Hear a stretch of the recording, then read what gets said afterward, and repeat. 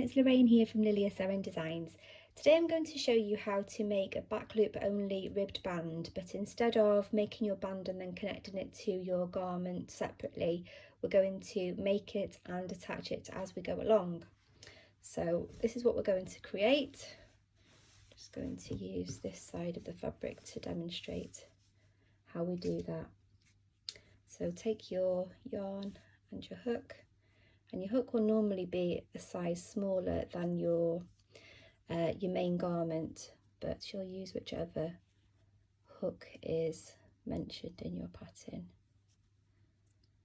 And then we're going to work into the first stitch. Now normally that would either be the first stitch of your row or the stitch closest to the seam if you've been working in the round.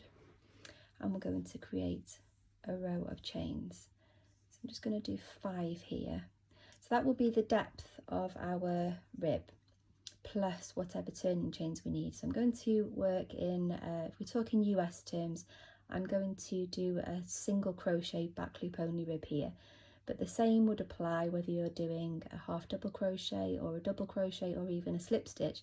You just have a different number of turning chains. So because we're doing single crochet back loop only, I'm just going to do 1 turning chain, and then I'm going to skip that chain and work single crochets back into those chains down. So that's 1, 2, 3, 4 and 5. Now we're going to work slip stitches into the next 2 stitches on the body. So we'll do 1 and 2, and then we're going to turn our work and work back along the rib. So it's now that we start to work into those back loops.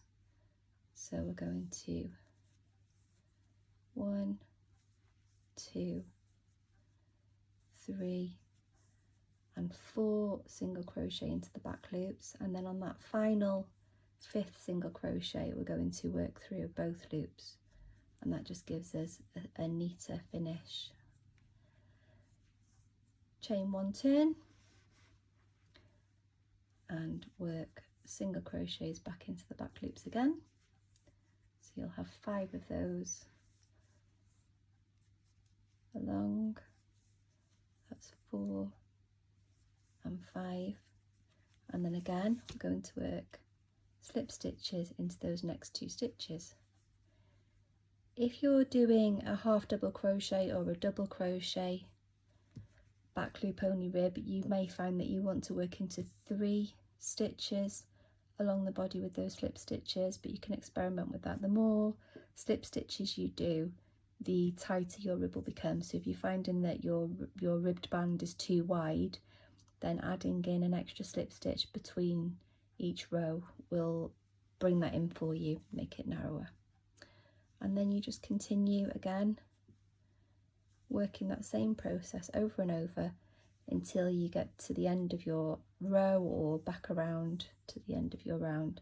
Again, go through both loops for that final stitch, chain 1 and turn. There you go. Hope that helps. Happy crocheting.